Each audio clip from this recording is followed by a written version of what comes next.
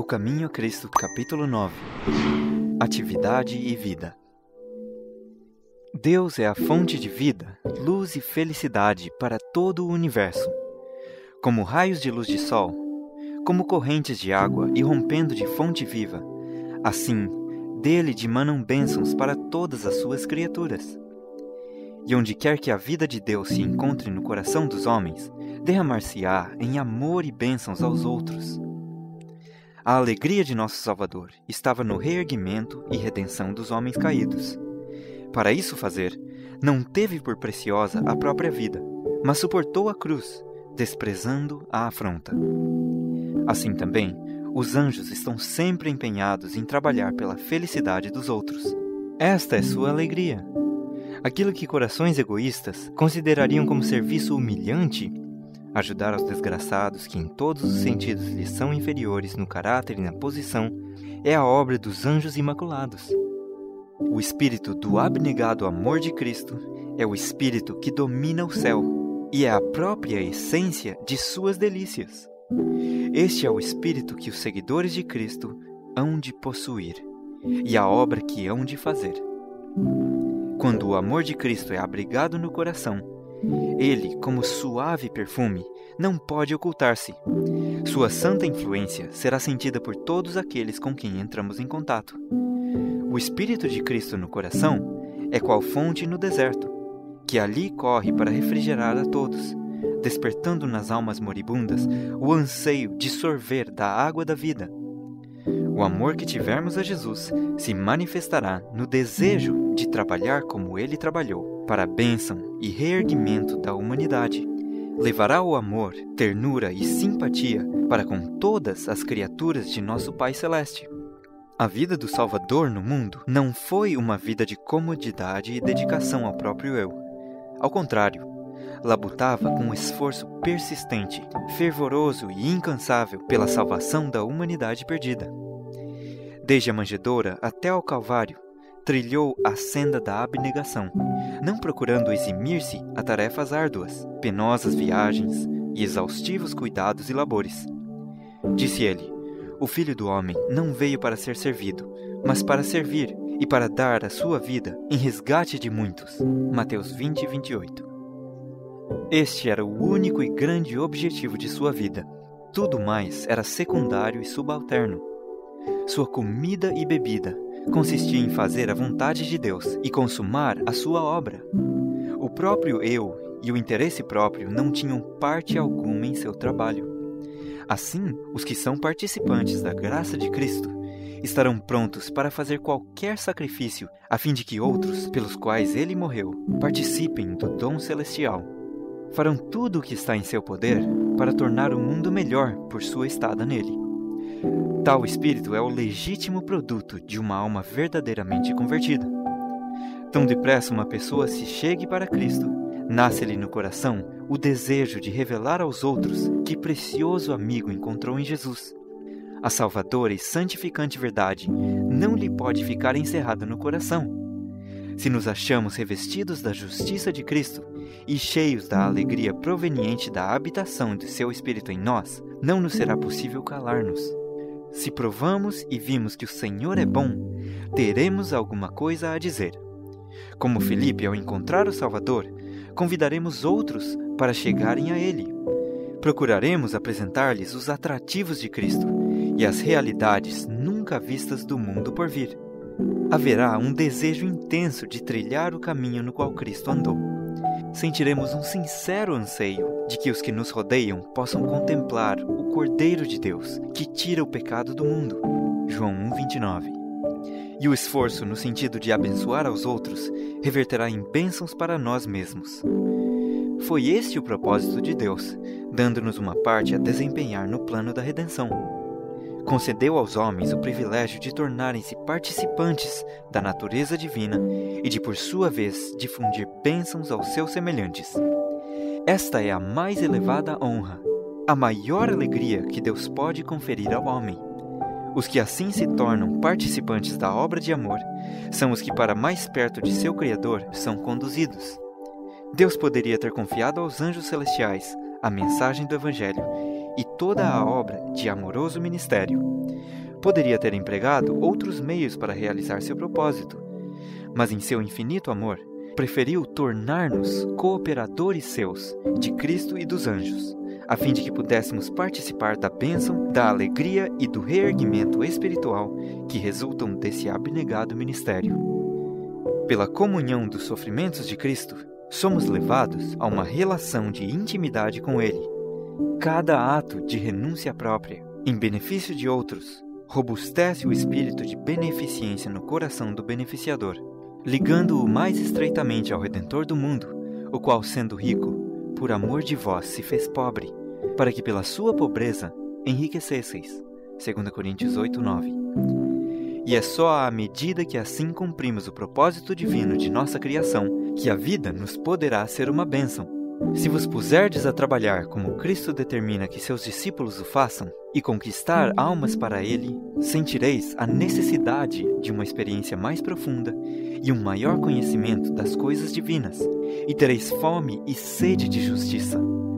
Instareis com Deus, e vossa fé se fortalecerá, e vossa alma beberá livremente da fonte da salvação.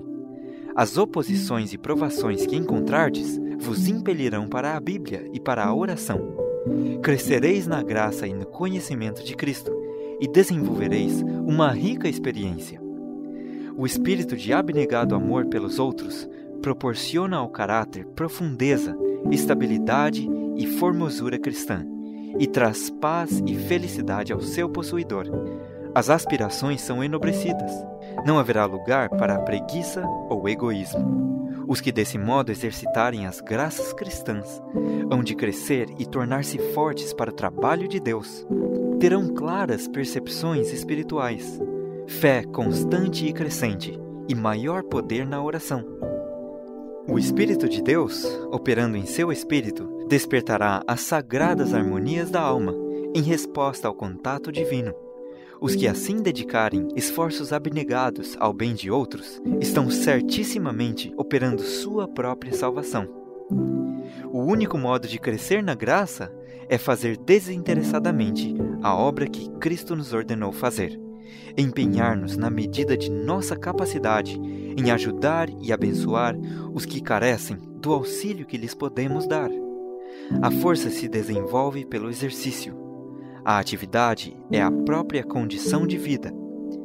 Os que procuram manter a vida cristã, aceitando passivamente as bênçãos que lhes são oferecidas pelos meios da graça, nada fazendo por Cristo, estão simplesmente procurando comer para viver, sem trabalhar.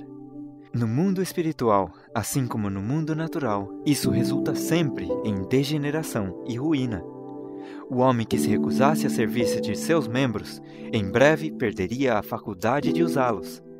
Assim, o cristão que não exercita as faculdades que Deus lhe deu, não só deixa de crescer em Cristo, como também perde a força que já possuía. A Igreja de Cristo é o agente designado por Deus para a salvação dos homens. Sua missão é levar o Evangelho ao mundo. E essa obrigação repousa sobre todos os cristãos. Cada um, na medida de seus talentos e oportunidades, deve cumprir a comissão do Salvador. O amor de Cristo, revelado a nós, torna-nos devedores a todos os que não o conhecem. Deus nos outorgou luz não para nosso proveito exclusivo, mas para que a derramássemos sobre eles. Se os seguidores de Cristo estivessem sempre alerta ao chamado do dever, milhares estariam proclamando o Evangelho em países gentios, onde hoje só existe um. E todos os que se não empenhassem pessoalmente nessa obra, haveriam de sustentá-la com os seus recursos, sua simpatia e suas orações. E muito maior quantidade de zeloso trabalho se faria nos países cristãos. Não precisamos ir aos países pagãos, nem mesmo deixar o estreito âmbito de nosso lar, se é ali que está nosso dever, a fim de trabalhar para Cristo. Podemos fazê-lo no lar, na igreja, entre os nossos amigos e com quem entretemos relações comerciais. A maior parte da vida de nosso Salvador passou a ele em paciente labor na oficina de carpinteiro em Nazaré. Anjos ministradores assistiam o Senhor da vida quando caminhava ao lado dos camponeses e jornaleiros. sem ser reconhecido nem honrado. Cumpria tão fielmente sua missão quando trabalhava em seu humilde ofício, como quando curava os doentes ou andava sobre as ondas tempestuosas do mar da Galileia. Assim, podemos nós, nos mais humildes deveres e ínfimas posições da vida, andar e trabalhar com Jesus. Diz o apóstolo: Irmãos, cada um fique diante de Deus no estado em que foi chamado. 1 Coríntios 7, 24. O comerciante pode dirigir os seus negócios de modo a glorificar seu Senhor por sua fidelidade. Se é fiel seguidor de Cristo, levará a sua religião para tudo o que faz, revelando aos homens o Espírito de Cristo. O operário pode ser diligente e fiel representante daquele que labutava em trabalhos humildes, entre as montanhas da Galileia. Todo que adota o nome de Cristo deve trabalhar de tal modo que os outros, vendo suas boas obras, sejam levados a glorificar seu Criador e Redentor. Muito se tem escusado de pôr os seus dons ao serviço de Cristo, pelo motivo de haver outros que possuem dons e vantagens superiores. Tem prevalecido a opinião de que só dos possuidores de talentos especiais requer Deus que consagrem suas habilidades ao seu serviço. Tem muitos a ideia de que os talentos só são concedidos a uma classe privilegiada, com exclusão das outras, os quais naturalmente não são convidados a participar nem dos trabalhos, nem das recompensas. Não é isto, porém, o que se acha representado na parábola.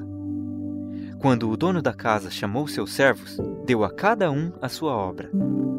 Possuídos de um espírito amoroso, podemos cumprir como ao Senhor, mesmo os mais humildes deveres da vida. Colossenses 3:23. Se o amor de Deus está no coração, será manifesto na vida. O suave perfume de Cristo nos circuncidará, e nossa influência será de molde a enobrecer e abençoar. Não deveis esperar grandes ocasiões ou habilitações extraordinárias para então trabalhardes por Deus.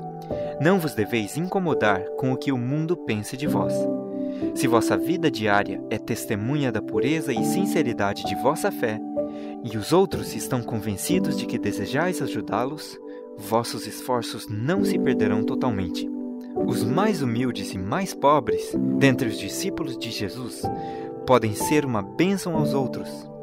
Talvez não tenham consciência de estar realizando algum bem especial, mas por sua inconsciente influência, poderão dar origens a ondas de bênçãos que se irão alargando e aprofundando, mesmo que nunca venham eles a saber dos benditos resultados, a não ser no dia da recompensa final. Não percebem, nem sabem que estão realizando grande bem. Não se requer deles que se preocupem com o sucesso.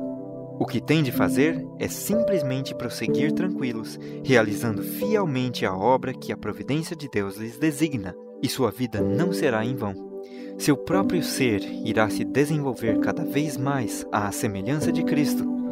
Tornam-se mensageiros de Deus nesta vida, e desse modo estão se habilitando para a obra mais elevada e a felicidade verdadeira da vida por vir.